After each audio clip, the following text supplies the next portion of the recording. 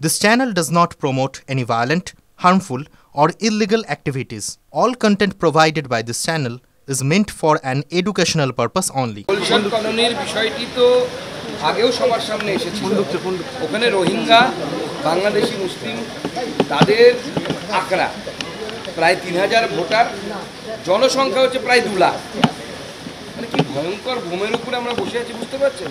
এবং পশ্চিমবঙ্গ সরকার এই বোমকে, জনবিস্ফোরণের বোমকে সযত্নে লালন এবং পালন করছে। উদ্দেশ্য কি আমি জানি না, এবং যদি না ভগবান করে যদি ক্যালকাটা, গ্রেট ক্যালকাটা কিলিংস যখন 46-এ হয়েছিল, সেই ধরনের পরিস্থিতি যদি তৈরি হয়, তাহলে পরে এই হিউজ পপুলেশন, হিউজ মাস মব যদি রাস্তায় বেরিয়ে আসে, কলকাতা পুলিশ কি কন্ট্রোল করতে পারবে? কাউন্সিলর যার বিরুদ্ধে অভিযোগ করছেন তিনি পাল্টা ভিডিও পোস্ট করছেন এবং কলকাতা শহরের তিনি একজন নামজাদা কাউন্সিলর, তাকে গুলির মুখেও পড়তে হয়েছিল একটা সময়। 108 নম্বর কাউন্সিলর, তাকে তো গুলি চলেছিল কানের পাশ দিয়ে, একটুর জন্য বেঁচে গেছেন, না হলে একদম পড়ে চলে যেত। আমি জানি না কাদের লড়াই চলছে, কি নিয়ে লড়াই চলছে, তবে মনে হচ্ছে দেখে যে তৃণমূল কংগ্রেসের চিরাচরিত লড়াই, পয়সাটা কে তুলবে এই নিয়ে লড়াই চলছে ওখানকার বিধায়ক এবং ওখানকার কাউন্সিলরের মধ্যে, তাদের লোকজন, যাদের কি মূল অভিযুক্তকে রিল বানাচ্ছে পুলিশ ধরতে পারছে না। না, পুলিশ হয়তো রিল দেখছে, আনন্দ উপভোগ করছে এসি রুমে বসে। তিনি তো সংবাদ মাধ্যমের সাথেও কমিউনিকেট করছেন, তারপরেও পুলিশ ট্র্যাক করতে না, পুলিশ ধরবে না। তার উপরে বিধায়ক জাভেদ খানের নাকি হাত আছে, এরকম শোনা যাচ্ছে, লোকজন বলছে। স্বাভাবিকভাবে পুলিশের ক্ষমতা হবে তাকে ধরার জন্য, পুলিশের সেই মেরুদণ্ড নেই পশ্চিমবঙ্গ। আপনি 46-এর কথা বললেন সুকান্তদা, আজকে আবার বেঙ্গল ফাইলসের ন্যাশনাল লাইব্রেরিতে দেখানো হবে। কোথাও একটা গিয়ে কি আপনারা চাইছেন যে বেঙ্গল ফাইলস নিয়ে ঝামেলা, অশান্তি, বিতর্ক সেটাকে দিয়ে রাখতে বা সেটাকে তৈরি করতে? দেখুন, আমি এটুকুই বলবো, বরাবরই আমরা এই বাংলায় মত প্রকাশের স্বাধীনতা এই সম্পর্কে বড় বড় ডায়লগ শুনে এসেছি আমাদের বিরোধীদের কাছ থেকে। তো বেঙ্গল ফাইলস আপনি তার সাথে সহমত হতে পারেন, নাও হতে পারেন, কিন্তু সেটা দেখানো যাবে না। এই যে স্বৈরতান্ত্রিক তালিবানি মানসিকতা, এই মানসিকতা কেন? এটা মত প্রকাশের স্বাধীনতা বা ফ্রিডম অফ স্পিচের এগেনস্ট নয়। কেন্দ্রীয় শিক্ষা প্রতিমন্ত্রী যাচ্ছেন না, মণিপুর যাচ্ছেন না, রাহুল গান্ধী আবার সেটা নিয়ে মোদিজি যখন যাচ্ছেন সেটা নিয়ে কটাক্ষ করছেন। এদের গেলেও দোষ, না গেলেও দোষ, আমাদের বিরোধীরা এটাই করবে, আমরা জানি বিরোধীরা। এই যে যাদবপুর সব জায়গাতেই দেবে, তলে তলে তো তারা এসআইআর এর প্রিপারেশন নিচ্ছে, আমরা তো প্রমাণ দেখিয়েছি আপনাদের। তারা তলে তলে এসআইআর এর সমস্ত প্রিপারেশন নিচ্ছে। তাদের উদ্দেশ্য হচ্ছে এসআইআরটা হবে, এসআইআরটাতে যতটা পরিমাণে জল ঢালা যায়।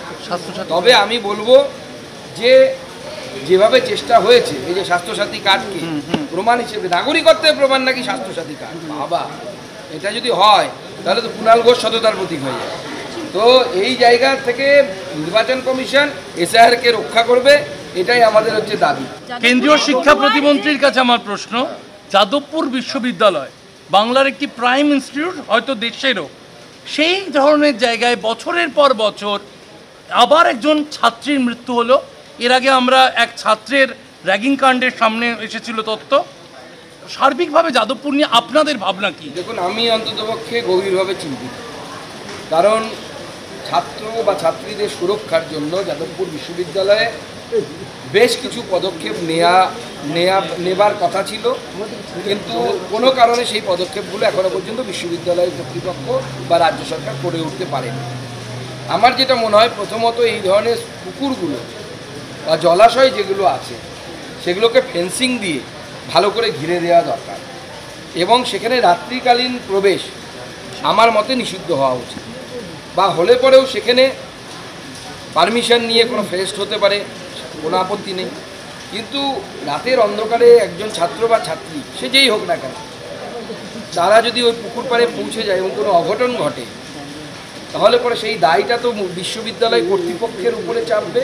শুধু তাই নয়, যেহেতু এই শিক্ষা প্রতিষ্ঠানটি পশ্চিমবঙ্গের শুধু নয়, ভারতবর্ষের অন্যতম শ্রেষ্ঠ শিক্ষা প্রতিষ্ঠান হিসেবে পরিগণিত, স্বাভাবিকভাবে এই শিক্ষা প্রতিষ্ঠানের ছবি যদি খারাপ হয়, তাহলে আগামী দিনে ভারতবর্ষে এরও আমার মনে হয় শিক্ষার ছবি খারাপ।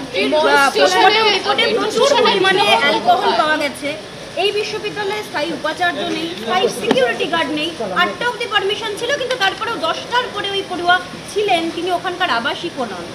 এখন অত্যন্ত চিন্তার বিষয়, আমাদের যুব সমাজ এত তাড়াতাড়ি এই অ্যাডিকশনগুলোর মধ্যে পড়ে যাচ্ছে, এর বাইরে আসার পথ খুঁজতে হবে, বোঝা উচিত। স্থায়ী উপাচার্য নেই বলে তৃণমূলের তরফ স্থায়ী থেকে এটা বলা উপাচার্য- হচ্ছে যে মুখ্যমন্ত্রী মনোনীত উপাচার্য নিয়োগ করা হোক। না, মুখ্যমন্ত্রী মনোনীত উপাচার্য হলে যদি তৃণমূল কংগ্রেস লিখিতভাবে জানা যে কোনো কিছু হবে না, সেই গ্যারান্টি কি তারা নেবে? মুখ্যমন্ত্রী উপাচার্য হলে কি তার দুটো পায়ের জায়গায় তিনটে পা হবে না চারটে পা হবে?